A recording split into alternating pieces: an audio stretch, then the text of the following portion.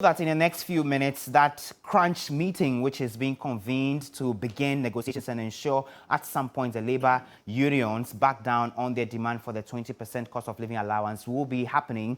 The finance minister, the labor minister, and other stakeholders are expected in this meeting. Labor correspondent Daniel Opoku has been monitoring events since the labor unions began agitation sometime last week. He's joining me. So, Danny, we know that in a few minutes this meeting is going to start. What are the very representations that are going to be in this meeting beyond the ministries' representations from the finance and the labor ministries?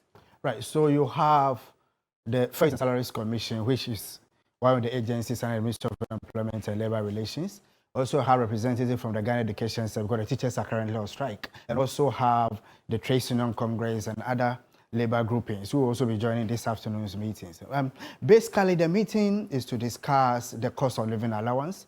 The last time the meeting was had, that was somewhere last week, government acknowledged and agreed that the labor unions deserve the 20% cost of living allowance. So today, these are the issues that will be tabled before the labor unions. And already in the such statement last week, the teachers were asked to call up the strike. They have not done that, but still they will still be joining the meeting this afternoon. So this is a packed meeting where you have every labor grouping representative being at the meeting this afternoon. It's an organized labor meeting that will be discussing the cost of living allowance vis-a-vis the new negotiations for base pay, salary increases on the single span pay policy. Right. There have also been calls, for example, for the Public Sector Joint Negotiation Committee to convene a meeting. Do we know if there's been any move in that direction? Right. So this exactly that's the meeting that they are going to have now. Previously, the meeting is the Public Service Joint Negotiation Committee meeting. But because the teachers began the strike, they have decided to put everything to consolidate the meeting this afternoon. That's what they'll be holding this. As a reason, a lot of labor unions have been asked to join.